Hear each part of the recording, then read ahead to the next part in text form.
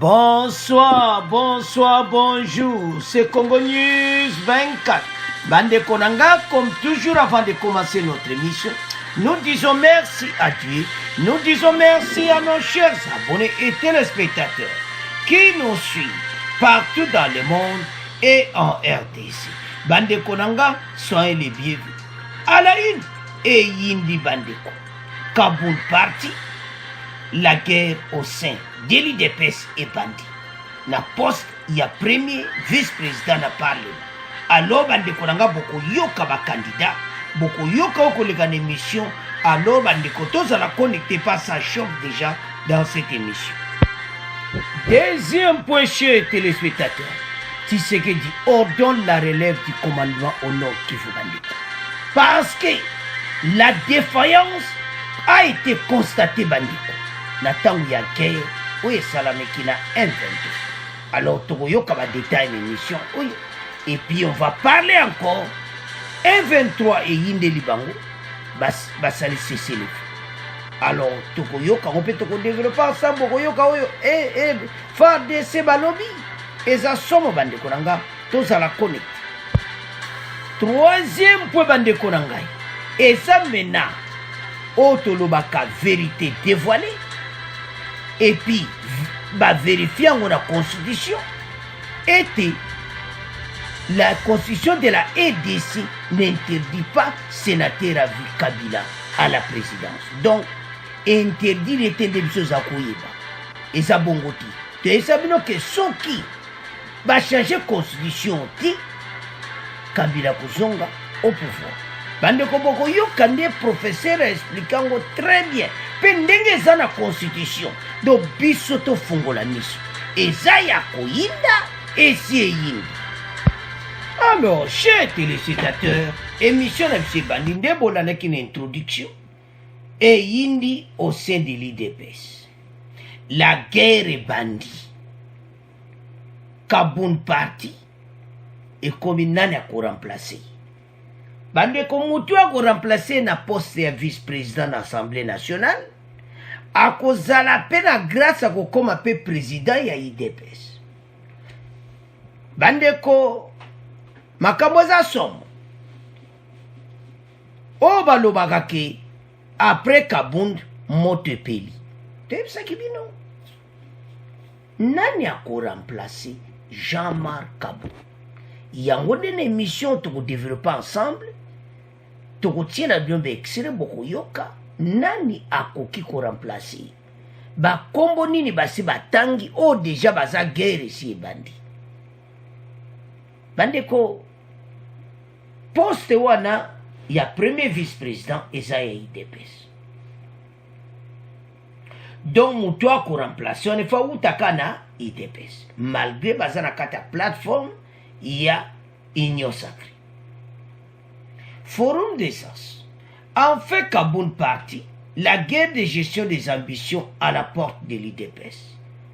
Moto déjà, nakata porte à IDPS, donc moto zopé là déjà.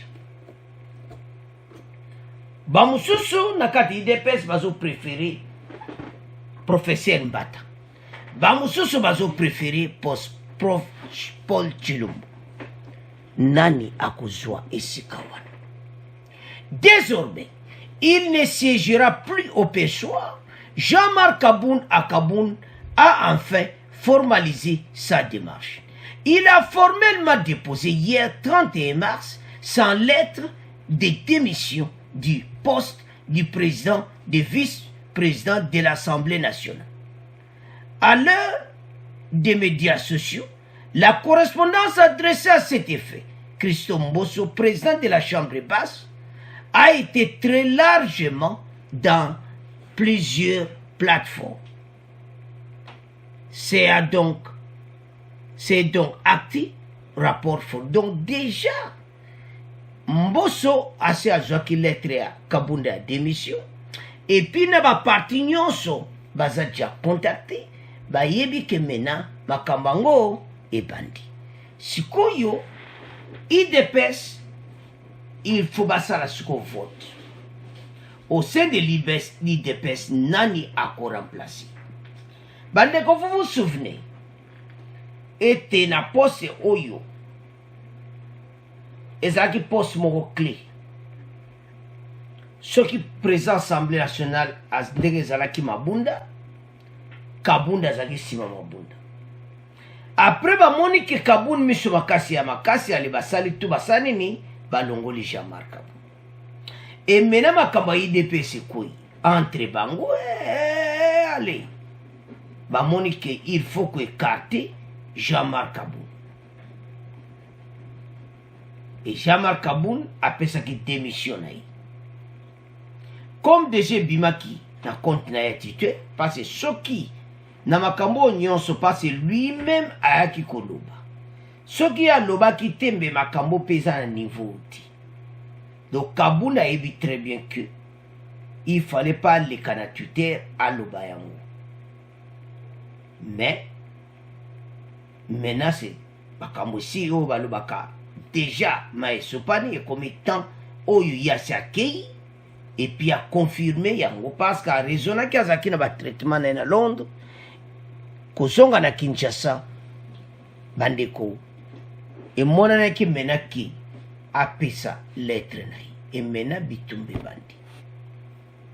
C'est donc acté André Mbata bandeko nanga donc c'est le quotidien de questionner qui donc André Mbata ou Paul Tshilombo succédera au trône. Tant batangi bato amibali, c'est-à-dire au sein de l'IDPS déjà Ezolo Obama. Alors, qu'on remplace Jean-Marc Kabunda, et ça problème. Mais est-ce que au Kokoka, ba trace union soit qu'on couvrir? Il faut ça la peine à moi, hein? Autres ont bien Kaboul mon aigle. Faut mon appel musika. Parce que bande qui a Congo batondi balalité bazose la nane à remplacer. Mais dans la rigueur des choses, bangomi balé bazana bango capable. Mais quand je vois professeur Mbata, nazo mona que professeur Mbata a la chance. Pourquoi? Professeur Mbata azara ba argument moko kito. Et puis avec professeur Mbata, constitution haute zo bunda na lelo, oyo ba secret bimine mission boko yoka, était Kabila, selon la constitution, à kozonga président de la République. Tu es sabino que ça va attraper, lelo boko mona ba vérité bolo ba, ça kinde boy, tango Nehemia lobaki na France bino mona ki onka bonzo kandi basi basala ki réunion. Il fallait na 20e anniversaire, allez, professeur on a eu expliquer ba Congolais. Oye juste ozali kama koloba te do azara raison. Mais toujours à point tomber bisanguti. Alors, avançons. IDPS makambo yindi professeur Mbata so akoti. Et ça la chance cette constitution va changer. Parce que aza moko oyo ayebi constitution absolument très bien. Jean-Marc Kabunda a donc voulu au véritablement le temps de réfléchir si son avenir politique lors de son séjour médical à Londres estime pour sa part reconnue. Aussitôt rentré à Kinshasa, il a présenté sa démission aux portes du président du bureau de l'Assemblée nationale tout en promettant de garder son statut de député national. Élu de Moamba à Kinshasa, précise le tabloïd. Aussitôt rentré, démission de Koyaki. Alors, maintenant, Bitumbe Bandi. Alors, Toyoka extrait Oyo, bon, to continue mission la biso. Le journal Forum des As, un autre quotidien, annonce enfin Kabunda parti, la guerre des ambitions à la porte de l'UDPS. Ce journal, qui parle de la démission de Jean-Marc Kabunda de son poste de premier vice-président de l'Assemblée nationale, pose la question de savoir qui va lui succéder. André Mbata ou Paul Tshilombo s'interroge en effet Forum des As avant de constater, comme dans une course de chevaux, les bookmakers ont commencé à feuilleter depuis plusieurs semaines. Les betting books de l'UDPS, parti au pouvoir au sommet de l'État pour tenter un pari. Alors, bande konanga tolandi biso nyonso wana. Et le quotidien de questionner qui, donc, André Mbata ou Paul Tshilumbu succédera au trône. Pour le journal, avec cette démission, la guerre de gestion des ambitions est à la porte de l'IDPS. Donc, déjà, ça n'apporte, toujours Zedaka Ndeni Masolango Ekolika. Jean-Marc Kabunda Zaki na Libanda Mboka a raisonné. Futur n'a été très bien. Déjà, Kalera Zongi a posé démission. Bandeko André Mbata et Paul Tshilumbu bakoki na bango kozala wana. Mais Mbata azana plus de chance. Na ndenge apesaka ba argument na ye, na ndenge ayebi makambo ebeli. Paul Tshilumbu pe ayebi. Alors, sikoyo na au sein de l'IDPS bango bakotala nani. Awa, il faut baluka basala vraiment vote mo kitoko. Parce que yango de moute supportaka président de la République, soki président Assemblée nationale atengami mwa muke ayebi ke sima na ye mutu na ye fachi azawana. Donc c'est ça. Mais avec Mbosso, la confiance est totale, bah, on travaille au sein de l'Union sacrée. Mais dans l'ère FCC cache Zaki Bongoti. FCC cache l'air wana. Bato FCC bazana position na bango. Bato cache bazana position na bango. Zaki un peu guerre. Guerre mogo froide. Zaki pe ya mobudu. Alors, situation na ndenge comme bandeko. Siko yobi tumba ezo banda. Mais l'autre osenga na bango. Makambo etra ekende na kimia. Ta oyo fachi azana besoin ya soutien. Azana besoin to ken élection 2023. Équipe evandi. Kimia ezali. Soki bina bino mobani suko potana. Wana place boko bebisa. Bande koza situation moga osaka nangote. Tolobaki yango mbana mbala. Jean-Marc Kaboun aza aye makambo ebele. Mais mutu nyonso azana berere. Ndeto taliba abonné musuba komi ke Kabunda aza bien, mais est-ce qu'a komi kitisa pour akende devant Fachi asala yango balui ba ondima te ke ya komi kitisa na ndengo wana, mais il faut asala parce que eza bien que atikala na IDPS comme député a continué na IDPS azonga na bien na président de la République. Ata ne sur la poste à minenete, mais a donc sa confiance à IDPS bazonga na Fachi. Bazala bien. Donc, si kozo senga ka côté à Kaboun, amikitisa. Papa, na mwana, ba discutaka, so y amikitisi, Fachi. Fachi ya mbagana, il n'y a pas de problème. Donc, Kabunda zaona bazonga, mengala za na omona ki bazonga na bango, il n'y a rien. Ezaraga et salami ba tirer les ficelles ba koti masolo na ba oyo ba profiter makambo ebele mais makambo ne comme déjà les passé total makambo ndezo kesiko nani tozo mona kesoko a remplacer Jean-Marc Kaboun ako aider Fachi na ba décision makambo susu passe parti na yo même ozana ba conseiller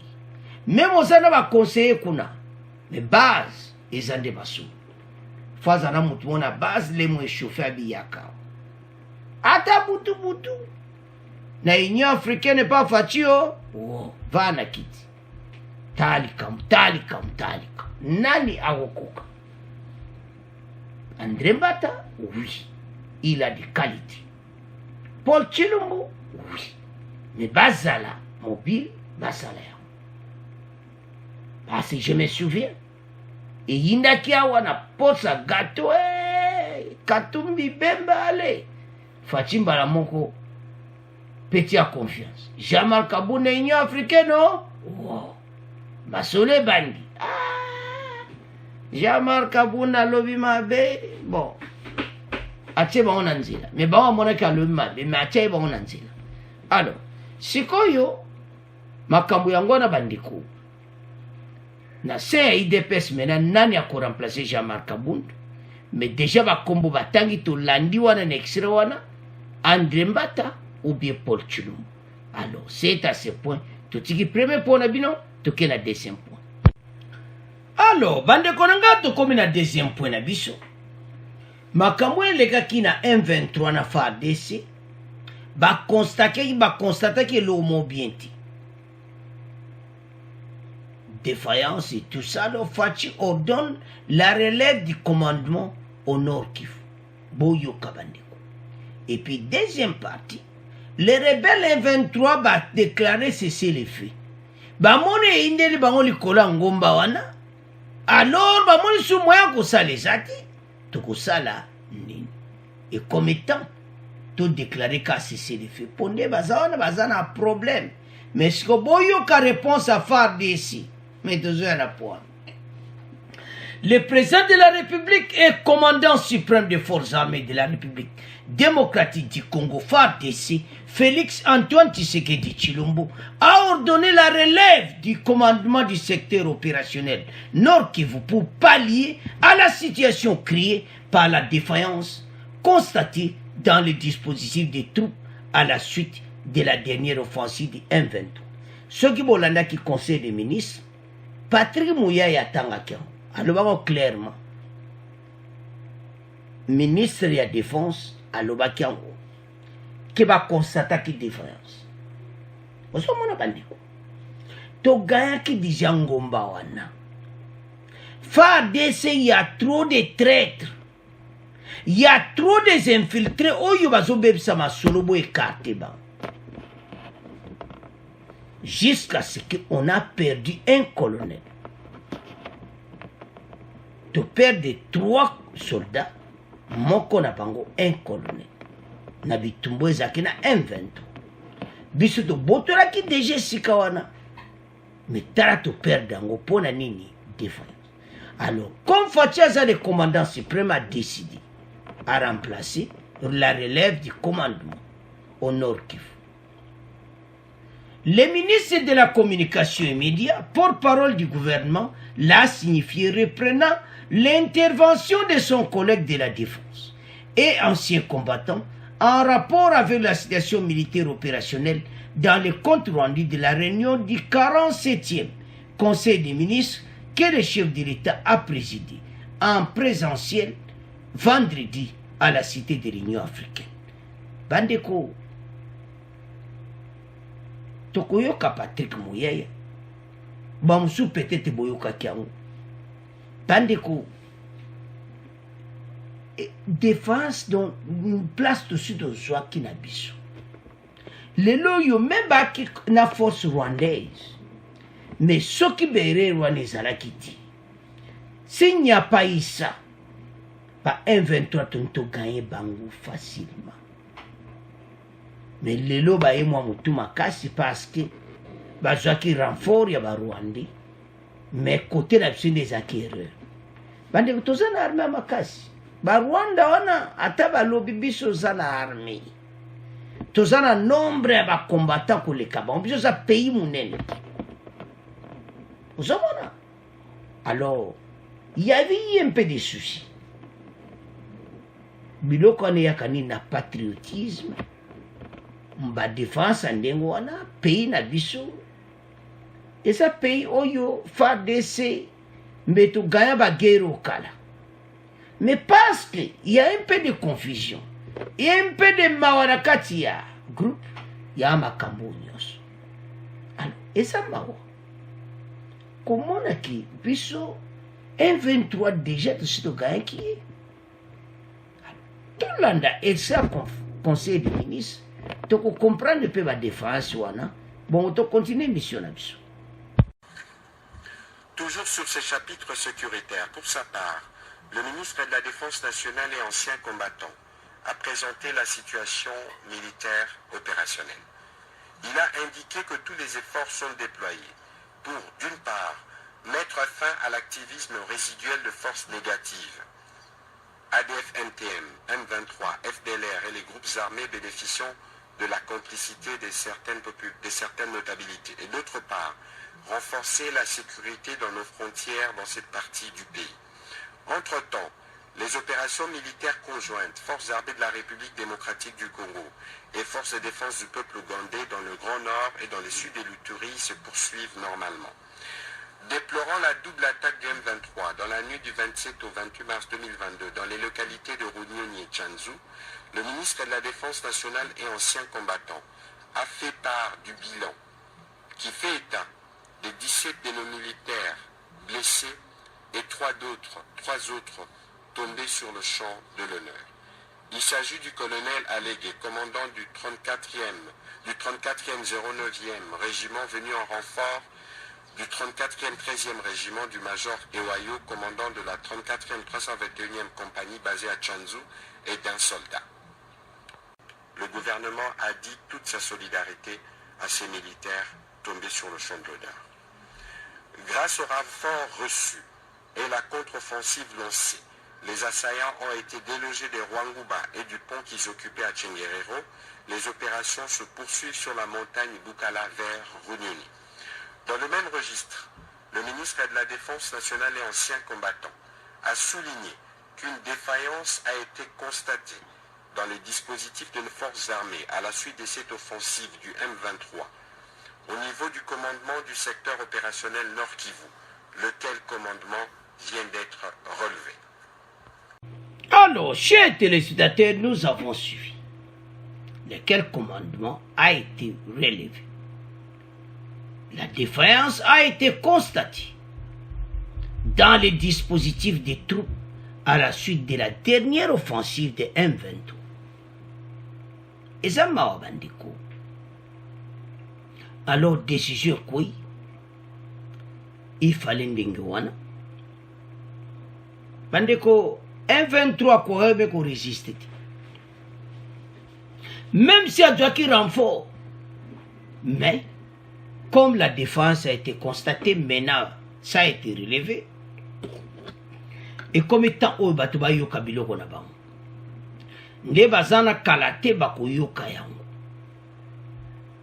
À ces propos, le ministre Gilbert Kabanda évoquant la double attaque de M23 à Tchanzu et à Runyonyi qui a fait 17 blessés dans les rangs des forces loyalistes a déploré la perte de 3 des non-voyants soldats tombés sur les champs d'honneur, dont le colonel Allège, commandant du 340e régiment, venu en renfort à la compagnie du major Ewayo basé à Tchanzu.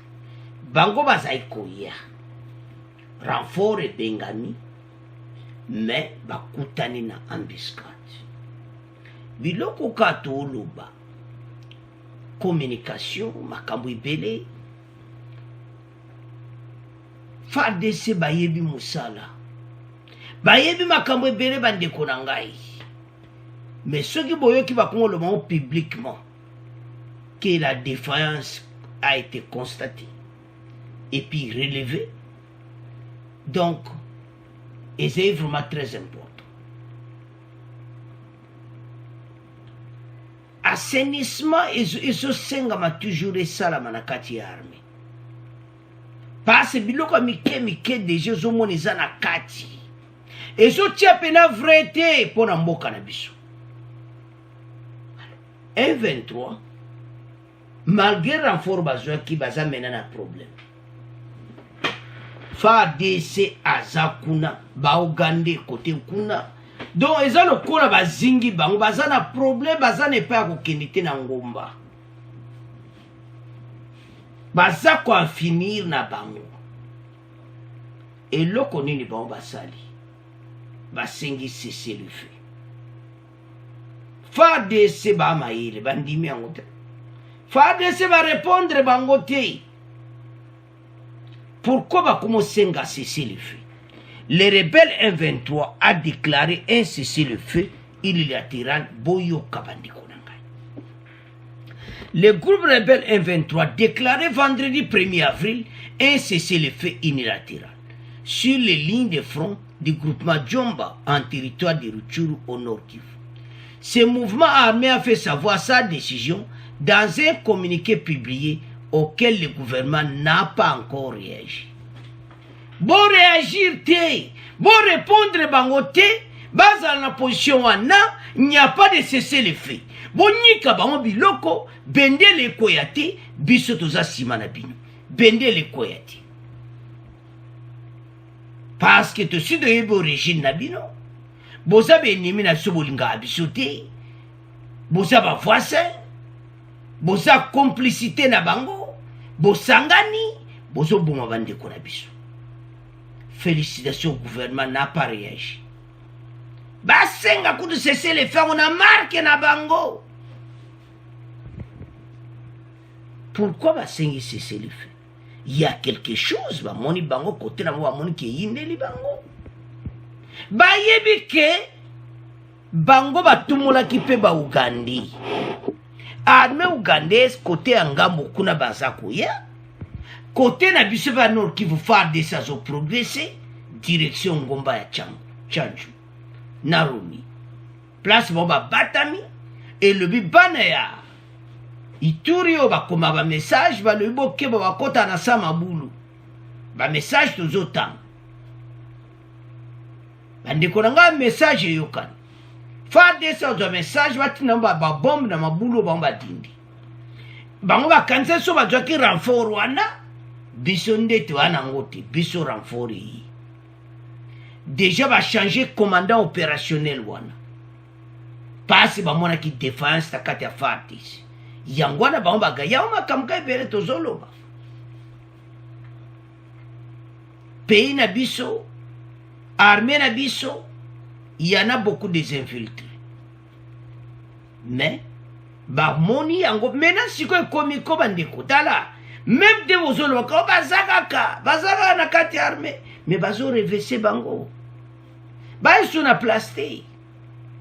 Ba ibzeka yo to ebio zamutabu. Et belé ba kimi ba déserté belé mais bazo publier ngo li sur po ezo sala fa de ces soni pas si mais ça faute na bangoti wana pays ndenge tambola ki na bane oyeliki moi ba va sala autre mais zati alors to yoka cesser les faits bon to continuer mission na biso.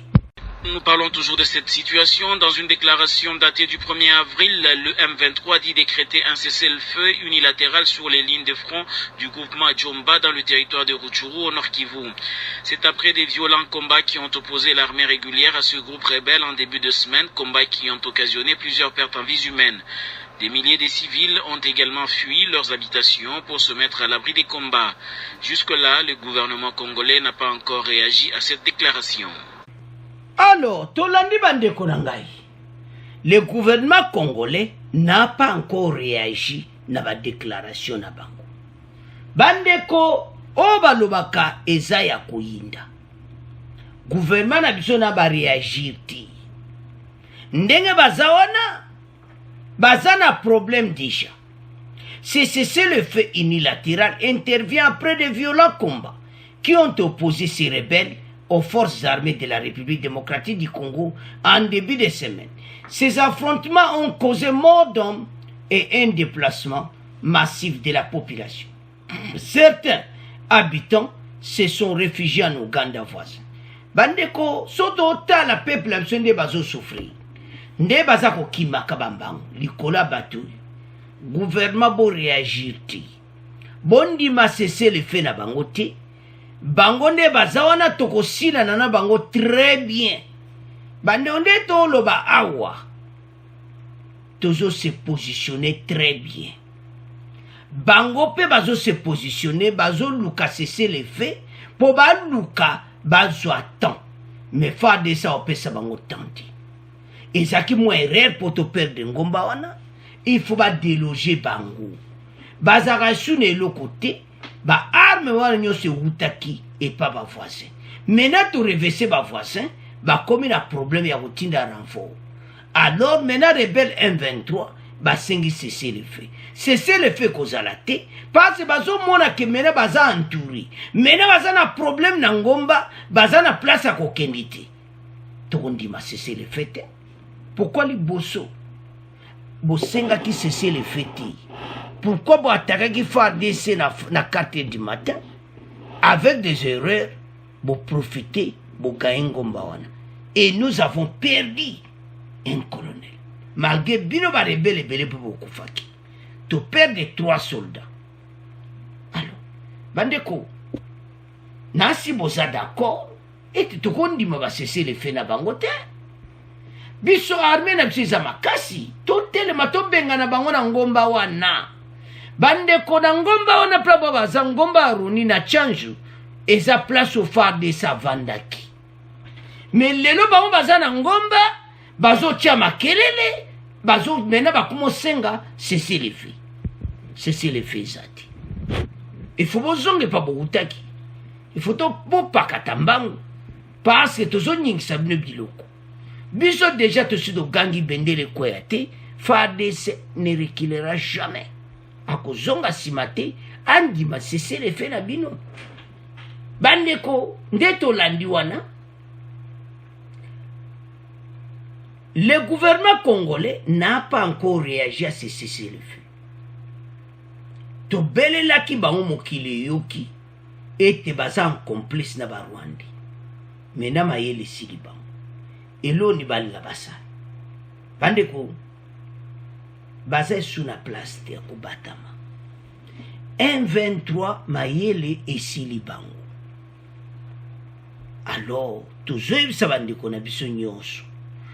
Tozala biso nyonso sima ya FARDC bendele koya te bino bandeko Nord Kivu toyaka na masolo bopartage boyebisa bandeko ete banguna Congo biso tokotika bino te toza toujours ensemble bino bandeko nyonso ya Nord Kivu bandeko ya Ituri toza ensemble omoni bajena bango te mikolo M23 tomboki ADF asanini à côté na Kazaka azo se positionne soki M23 akei ADF yesu makasi kode kwa yesu makasi me bandoki ya Congo tozala bino toyeba tirer des ficelles kala te maso na bino kosi alors bandeko nanga eza mawa mais tokondima cesser les fêtes c'est à ce point tokomotika deuxième point tokomoke na troisième point alors bandeko nanga tokomi na point na biso Oyasuka. La constitution de la RDC n'interdit pas sénateur Kabila à la présidence. Bandeko boyo katoko expliquango très bien. Professeur Banza a expliqué très bien par les Congolais. Pinga pe nandimi ango mutinyo so peut-être expliquer au mona kaza raison. Tous avez comprendre la différence entre troisième mandat na que moto azongi l'élection na présidence. Deux aki piégé. Nzamba la rakate secret bimite c'est bien que ceux qui va changer conscience tous un problème sérieux. Il a bien expliqué peut-être que nango malembe. À l'approche de la présidentielle de 2023, les débats sur la probable candidature de Joseph Kabila refait surface. Pour le professeur Gabriel Banza Malali, le sénateur à vie peut revenir au pouvoir à la seule condition de gagner les élections. C'est-à-dire, à poser une candidature, à gagner l'élection, à zongiper na pouvoir. Bandeko bona nandebe expliquer en très très bien.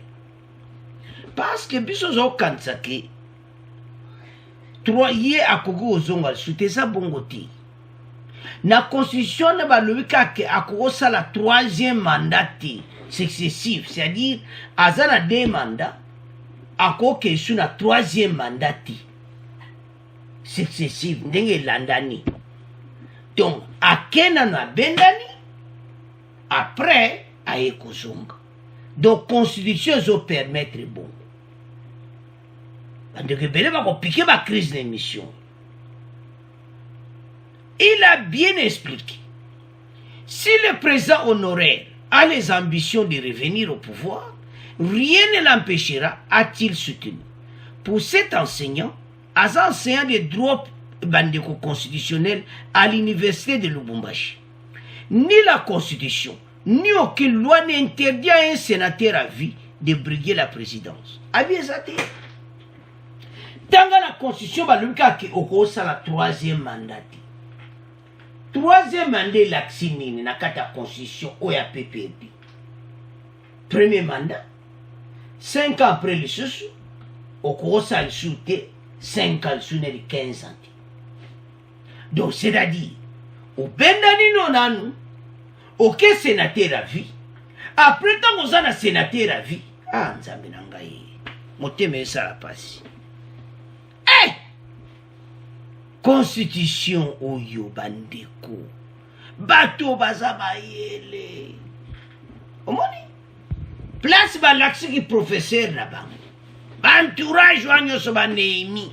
Ba ebisi bino Néhémie est parti na France. Aleki expliquer ba Congolais tozo douter. Yango lelo bimiti. Néhémie a lobi bien na TV5 qui à 47 ans. Et puis na âge à 50 ans à koke retraite. Ba négociation dans mon boulot. Le professeur Banzamalale a expliqué très bien. Il a dit ceci.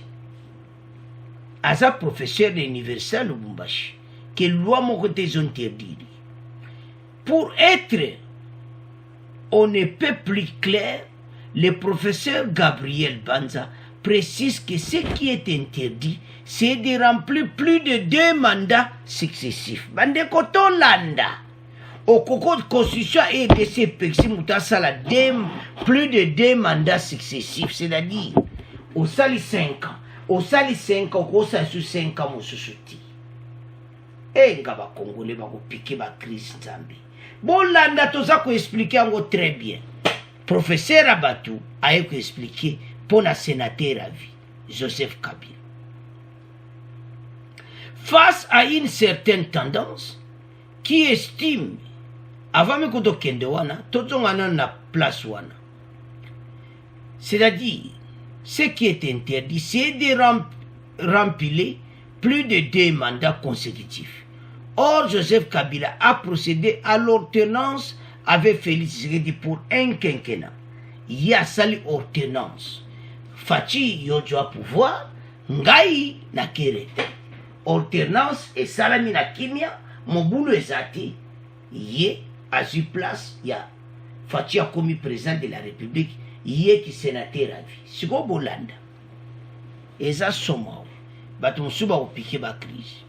Face à une certaine tendance qui estime que le sénateur à vie est une condition d'exclusion à concourir à la magistrature suprême, le professeur Banza a développé un autre argumentaire. Bandeko Bolanda. Il ne faut pas ignorer un principe fondamental,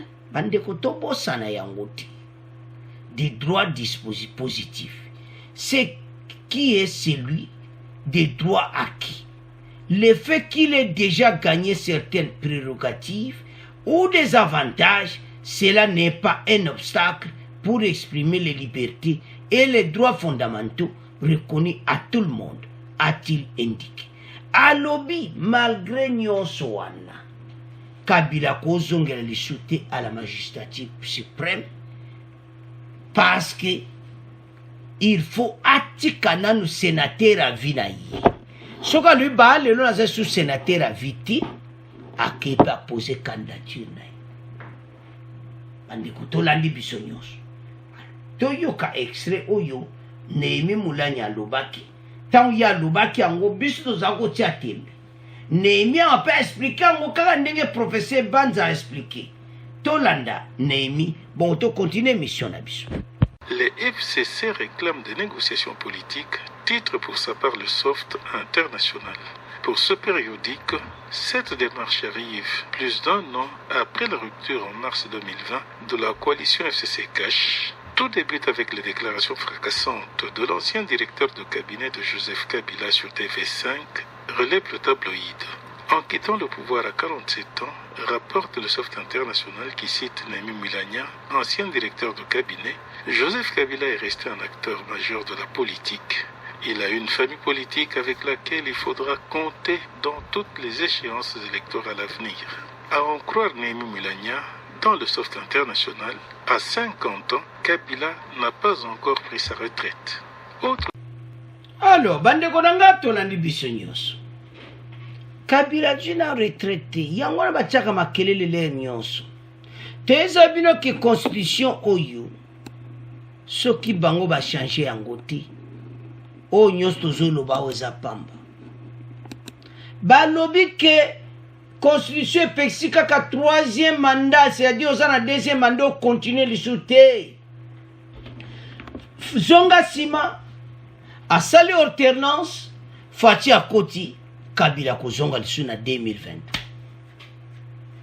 Ozomona yango moni bapikaki bacrise ntango balongolaki ntango président cour constitutionnel adémissionnaki Fati atie président cour constitutionnel asika et puis ntango makambo ebele na niveau bachange ntango bazangi majorité commandeur comme na suprême kuna bachange na cour suprême makambo ebele changer esali bango bien te union sacrée du majorité.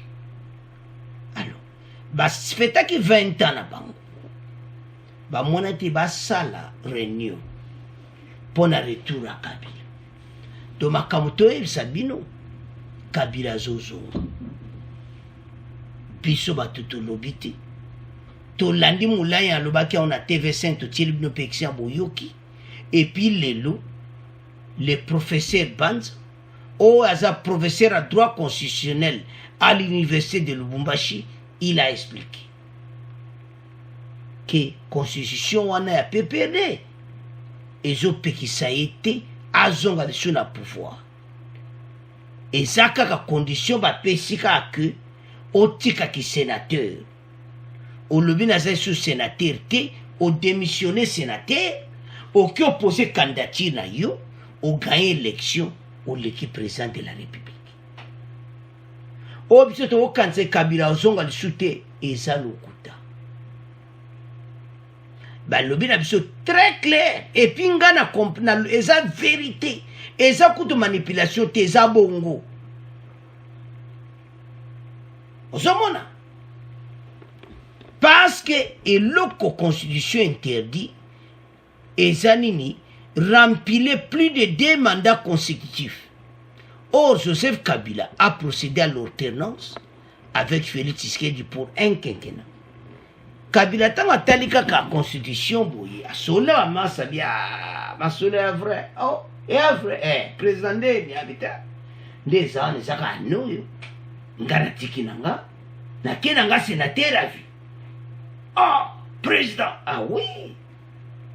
Alors 5 ans après na keina sena na yebisi bayati ngana zali sous sénateur à vite na démissionné donc arrêtez boyoka biso batutolobi te professeur Banza Malale alobi seulement démissionné comme sénateur à vie. Alors Kabila a posé candidature na ye alors tête à tête na Fati bako welela na 2022 ceux qui basala qui bloquent na Fayulu bako yokana avec Fayulu basali bloc na bango bako yokana neni ceux qui Fayulu akoza premier ministre ceux qui Katumbi do basala clique na bango front patriotique donc candidat na bango Kabila wana nde tozo comprendre mais aba lobi boy que eloko monte eza pour empêcher. Et puis Tolande Némi Moulania à 50 ans il y a du retraite na été et zaya koinda et si yindi. Alors bande koto développant aussi qu'on a face à une situation tendance qui estime qu'un sénateur à vie est une condition d'exclusion à faire face à concourir à la magistrature suprême, le professeur Banza a développé un autre argumentaire. Il ne faut pas ignorer un principe fondamental du droit dispositif, qui est celui du droit acquis. Le fait qu'il a déjà gagné certains prérogatives ou les avantages, cela n'est pas un obstacle pour l'exprimer liberté et droits fondamentaux reconnus. Toutefois, professeur Banza Malale a martelé sur le fait que si Joseph Kabila veut briguer la présidence de la République, il devrait, pour ne pas tomber dans un cas d'incompatibilité, suspendre cette qualité de sénateur à vie. Et si c'est kaka atika sénateur à vie, à son guinaï, tu sais que constitution oyo eza compliqué otangi koto oyo ezotolobaka mbela mino mibali. Maintenant même nga na convaincu que selon la constitution Kabila kokozo so yonde kozo comprendre que parce que alobi bien le professeur en droit constitutionnel alobi kaka soki olandisi 3e mandat. Topé cet exemple. Fatia bimina 2023. C'est-à-dire, na 2028, Fatia linga tchal sur 3e mandat et pekisami. Mais si Fatia sali ne retraite, Motumoko aliki. Après Fatia zongi, déjà on a problème. Alors, maintenant c'est à l'union sacrée.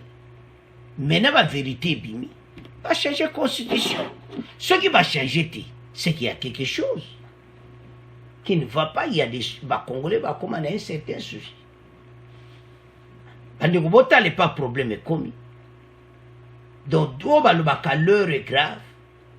Le retour imminent de Joseph Kabila. Mais tu y éviter. Est-ce qu'on a gagné Fati?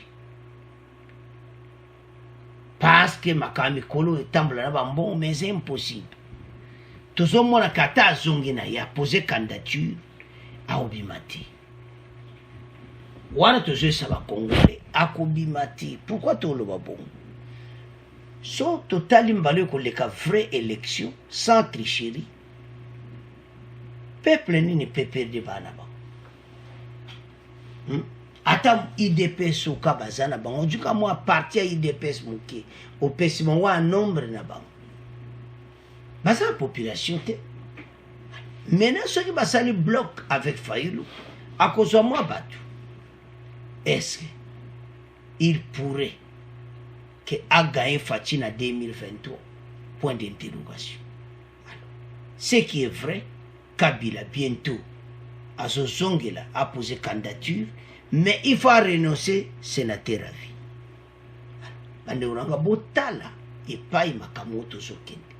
C'est à ce point comment clôturer mission Nabisu. Bon abonner massivement, bon partager. Au revoir, à la prochaine.